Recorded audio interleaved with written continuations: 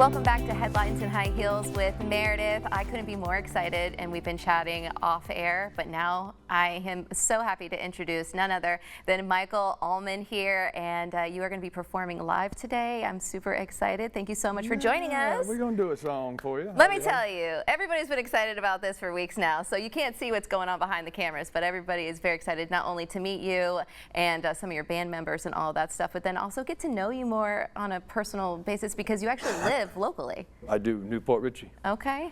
Locally, yeah, Tampa. We came to Tampa to pick up a couple guys from my Philly band. I thought you were going to say ladies. Come to Tampa to pick up the ladies.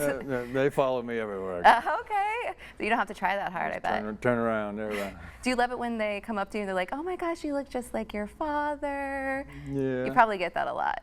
I get that a lot. Well, if you didn't know, Michael Allman's father is actually Gregg Allman from the Allman Brothers, one of a huge Southern blues band, and you were actually born in Daytona, is that correct? Yes, Daytona Beach, back where it all began. Yeah. Would you call yourself or consider yourself a Florida boy? I am Florida man. Florida man. You are the Florida man. Okay. I'm the Florida man. I don't want to hear no stories from anybody unless they're born in this here state. Uh-huh.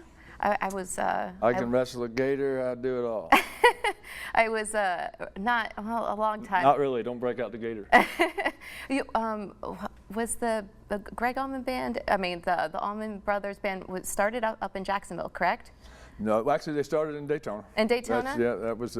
My mom was a go-go dancer. My father was a guitar player at one of the go-go clubs, playing surfer music. Oh, wow! And lo and behold, poof. Poof. Yeah, and then they went in. Then from there, they met people, and then they went to Jacksonville, where they met more people, and then they went to Macon, Georgia, and the rest is history. Yeah, definitely. Yeah, Michael. I was born. They began in 1969. The Allman Brothers band began in 1969. I was born in 1966. So my parents actually just kind of liked each other and had fun. Had fun, met each other, met back up with each other. Now, play a guitar player and a go-go dancer. Sure, of course. Why not? It tells it in the book. Backseat of a car, my mom saw a star. It's a long story. Too much information for a son to know about? Well, yes, you would definitely think so. Yeah, I can imagine. But you didn't originally know that was your father. I did not. My father was a Learjet pilot at the time. I made it to 8 years old. I was about to be Michael Green. I have a sister, Kelly Green, that they later had. Just before I was adopted, the airplane crashed and my father died. And my grandparents came and took my sister and left me standing there. And I didn't understand, and my mom chose that moment to tell me that, oh no, that wasn't your father. Oh. Your father's Gregg Allman. Now, at the time, I had no idea what that meant. I just was, and I can remember the moment and everything. I was sitting in Romulus, Michigan. Yeah. How did your life change after that? Downhill. My mom got cancer and spent my life wondering. She had to worry about her a lot. I'm sure. Anyway, we got happy stuff too. Of course we do. No. So you ended up going to live with your dad, right, while your mother was receiving treatment and stuff like that? I did. I was a 17-year-old kid. He describes it well in his book on page 299, 300. I won't say it. He's for a little bit. Okay. What was it like living with a rock star at 17? It was mind-blowing. I came from a house with next to nothing and moved right into a house with a Hammond B3 organ in the living room and on an island. But most of the time he was gone. So once again, the initial problem was still there. Yeah. So I didn't stay long. And I was, just a kid anyway. Were you having rock stars in and out of the house all the time, or any celebrities? There was not a lot because he wasn't there most of the time. I went on the Gregg Allman tour with him, Gregg Allman and Friends tour up the coast of California, and that was really great. I mean, PCH, you ain't done nothing till you toured the PCH. It's beautiful. Yeah, from the hotels right there and all the theaters and all the things as you go along. That was a wonderful time with him. And you got to play or learn? No? I don't actually play any instruments. I'm a singer. I spent my whole life singing along and singing, and there was I was off on my mom raised me, except for those 2 times we just, once in California and once in Florida that I lived with him. Yeah. There's no way you can't raise. I've got two in Michigan I haven't seen very much. Is that Brandon and Christopher? That is, all right. So Brandon, Michael, and Christopher Lenoir. yeah, do any of either? I think one leans more towards music than the other. Or are they both involved in music as well? Nah, neither one seemed to care for now. I didn't either though till I Later. just got started. I moved. I left what I was doing, which was 2 marriages. It didn't really go well. So. And you were a carpenter for a while, correct? Well, technically, once a carpenter, always a carpenter. Okay. But yeah, I'm an electrician. Okay. Finally, by trade. Things went from wood to plumbing, and realized that the electricians were always the ones getting the most money, and it was a lot more fun to do. That's awesome. Do you still tinker around your house or I anything? am. I call myself a semi-retired electrician. I do things for friends and neighbors, and other electric companies will call me. Hey, can you go do this? We're in trouble. Sure, man. I'm super excited that I'm sure people run up to you when you're singing, and you look like your father, and so it's just such the resemblance. But your vocals, you sound so great and very similar to him as well. When you're out on tour, which we're about to talk about and announce as well, do you make sure that you do some of their songs? I do a lot of their songs. People come, they hear the name Allman, they want to hear stuff they know. Sure. The world doesn't work like it used to. Like, I've put 3 albums out. People love my albums, but they go home and listen to them, or put them in their car and listen to them. When they come out, they don't know them yet. They're getting to know them. So every now and then somebody will yell one of the songs from my album, and I'll get all gushy. But no, I pride myself on doing a lot of Allman Brothers music. Oh, I know. I would look for. I like your music as well. I was really enjoying New Day, one of your songs. That's Mark Shane wrote that one. Yeah, My guitar player, my Florida guitar player, wrote that one. Yeah, that's a lovely song. I could definitely see myself like getting a little drunk and having some fun with that song. Have you ever? Now you've been through 2 marriages, and of course I'm sure you've had a very fun love life as well. Are you the type of musician that wants to play their music while they have intimate relations, or do you want to listen to something else? At 60 years old, I'm so surprised. I don't care what's going on. Do you think you would ever get married again? Absolutely not. Why not? Because you're so lovable. Yeah, but you have no idea how fast that goes away. There's a lot more to me than just a little lovable. I've been dubbed by one of them the Lion, and not because I'm a Leo, I'm a Cancer, but because the lion looks so pretty, you want to go pet it and play with it. Not at all realizing that it's a lion. You could get bit. I thought that was funny. I think that happens to everybody, though, especially. It does, and time wears out everything fun. Yeah. So you don't do it too much, and yeah, no, I don't think I'd ever get married again. Okay. Well, do you have? I see you have a lot of interesting tattoos on your body.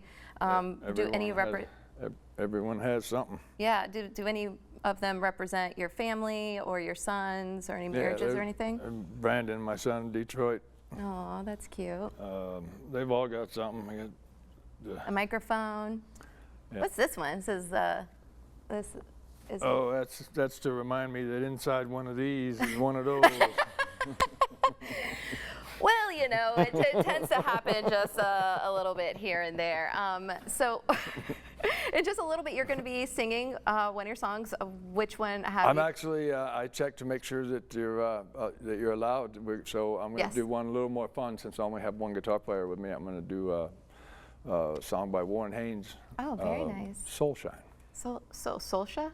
Soul Shine. Soul Shine. Okay. I put my teeth in for you. You're Makes so me polite. talk funny. No, I'm excited to hear you. And again, everybody here has been very, very excited. I know, just even talking to my friends and family, it's a really big deal, especially when you announce a tour. And then, you were working on your last album for such a long time. And I know that you wanted to go on tour, but then the world shut down because of COVID. Yeah, my second album, Blues Travels Fast, it came out. Its original title was 2020, the MMXX Roman numerals 2020 was going to be the cover, and then COVID hit, and 2020 was just, nobody wants to even say that out loud. I know. So I changed the title to Blues Travels Fast, one of the songs on it that we wrote. Well, it's lovely. I really enjoy the music, seriously. Thank you. Congratulations on, I mean, just all your upcoming events and everything. Do you listen to any music nowadays, any kind of newer music? What do you think about the music industry now? My opinion of the music industry's probably never changed. It's a difficult animal.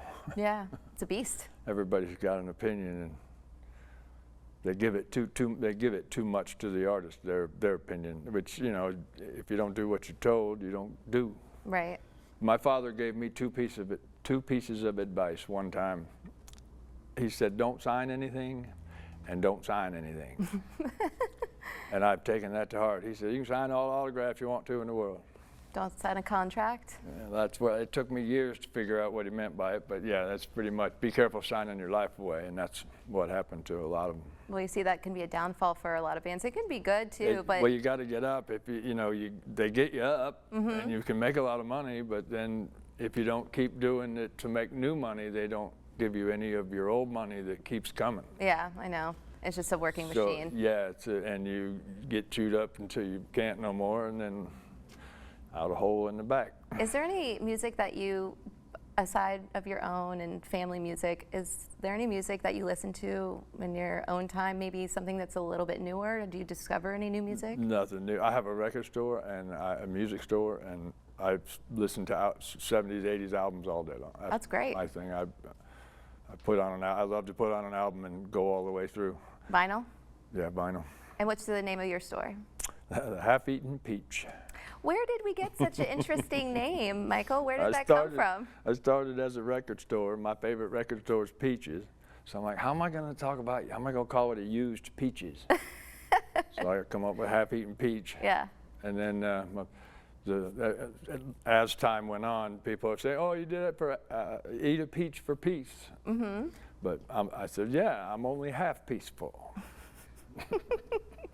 And people can stop by? They can stop by? Sure, I have everything in there for sale, but I like it all, so I don't care if it comes and goes. Okay, that's kind of cool.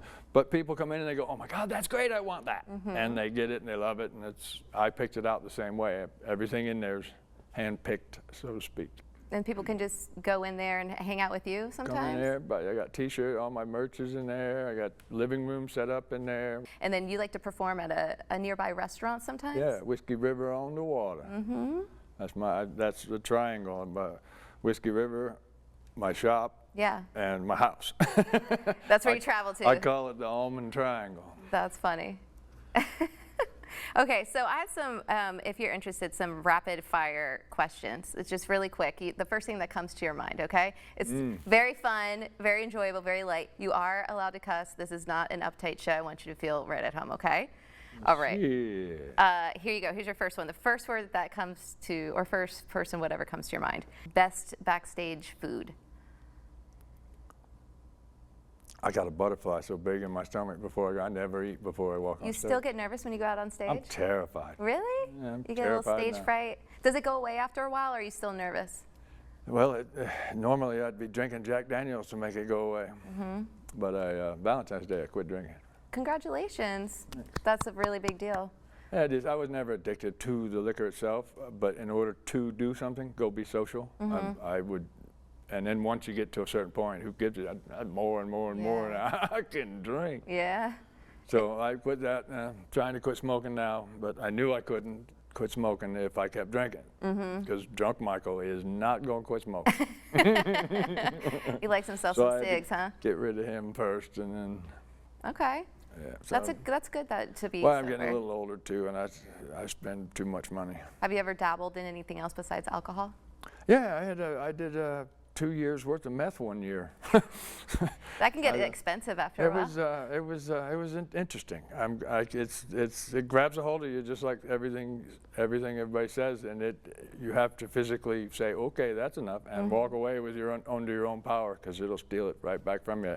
And just in that short time, that's when I gave it up, was I realized I love this. I got to stop right now. They actually say that about meth if you ever watch. Yeah. I promise. I'll sit here and tell you that's what it was like. The first time you have it is the best high, and then the rest of it, this is just what I've heard and read, that you're chasing that first high. That first high. Exactly, for the rest of the time. How did that? I vouch for that. If you don't mind, how did you delve into that? Was it because you were in a relationship with somebody? Yeah, that liked it? I was married, my second wife, and her son got robbed. I found out he got robbed at gunpoint downtown somewhere trying to score meth. So I said, well, I got buddies, and I had some that I was going to, quit going searching for it. If you're going to do it, do this, his stepson. And he didn't listen. He was worse, but at that point, I got a hold of it. And that's when I left all of it, them, both, the whole picture. I went, oop. Right, yeah. After a while, though, 2 years. Yeah. It's hard. It feels like you're in a hole that's just, and you're sinking into it. It's hard to crawl yourself out, but you did. Had thousands of dollars in my pocket, and the water bill wasn't paid. Water was turned off. Yeah. The power bill, I'm jumping the power back. And I got thousands of dollars in my pocket because I need that for drugs. You need to protect that. I learned fast, though. That was the only period of any form of just a constant lifetime of whiskey. Yeah. I love Jack and Cokes. I'm a Lemmy lover. So you don't have your medical marijuana card? I most certainly do. But that's not a drug. That's medicine. That's totally different. I've gotten better I'm glad there's a medical card now. The amount I've learned. Yeah. You know, I always used to wonder why I'd sit on the couch and sometimes get stupid high, and other times nothing. Now I can go order stupid high or nothing. That's awesome. I can find it now. Do you enjoy smoking it or chewing like gummies? I'm learning the gummies a little bit. It seems like you have to eat, eat regular, kind of regular. Yeah. Start with 2, have 2 a little bit later, 2 a little bit later, and that's a pretty good thing. Regulate it a little bit like that. Yeah. Somebody gave me one of these Listerine strips that actually melted in my mouth. I'd never been so high in my entire life. I was high from 8 a.m. to 8 p.m. It was like some THC. It was super strong. So sometimes you don't know the dosage that you're getting. I saw this inhaler thing I'm curious about. Right? If anybody has one, please inform us. We would like to try it out.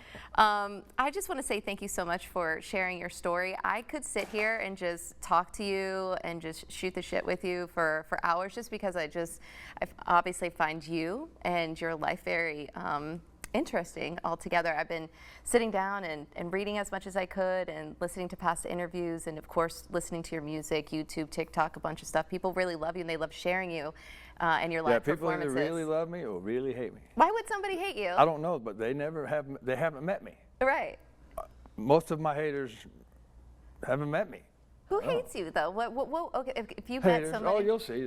People will come on here and figure out where's the baton. Where's the baton? We need the baton. Yeah, there it is. That's him. See that? You're a hater. I found one. Yeah, I was gonna make that. Yeah, I don't know. I guess sometimes when people don't know or they assume, or I should be doing better because you're the son of Gregg Allman. Oh my, do you have any idea what it's like to be the son of a man that is greater than anyone else? Hard to live up to? Yes, it's hard. Yes, but that explains. With that explains my love for playing Allman Brothers music, singing and finding guys that absolutely love it. What do you hope people remember most about your dad, Gregg Allman? That he's a gentleman. He's the most gentlemanly human I ever met. Wow. Very kind, soft-spoken. Very sweet. Very nice, very generous, if he can be. I mean, he had parameters he couldn't get beyond borders in order to keep his career moving. Yeah. But if he had it, he'd give it. If Gregg was here listening to this interview and he was watching his son talk about his life and listen to the music that you've created and that was also inspired from him, what do you think he would say to you? Well, I actually he actually told me. I mean, I've been doing this. He was alive and kicking and doing it too. Yeah. When I began, so he's imitation is the greatest form of flattery. Yes, it is. And that's basically what I got from him. I don't know how he takes it. I don't know how I would take it if I heard somebody playing my music. Now there's millions of people, millions of bands out there doing it. Yeah. Well, you're just as much of a gentleman for coming in here and letting me, you know, pick at your brain a little bit and ask you all these questions. Just know that not only me, but everybody in this room, anybody that's watching, just supports you and just wants you to be as successful as possible, and especially everybody that you work with. And I'm very excited that you are going to be playing or singing. Yeah, I'm very excited. Yeah, definitely. He's going to be playing. Yeah, we're going to do we got you guys playing. We'll He's going to be Soul Shine. singing. Yes, definitely. Well, thank you so much again for coming in. Oh, look, I'm going to get up like a... And don't go anywhere, because we'll be back in just a couple of minutes. And this gentleman right here, Michael Allman, is going to be singing his beautiful vocal cords for everybody to hear. And we're going to list the tour dates and everything so you can see him live in person. We'll be right back. She's a creature of habit, lonely home in the hills. A real empty life, Lord, she wants to be a wife. He's a creature of habit in the heart of the city. A real busy life, feeling nothing but pity. He's a creature of habit, his world is no fun. Has a real lonely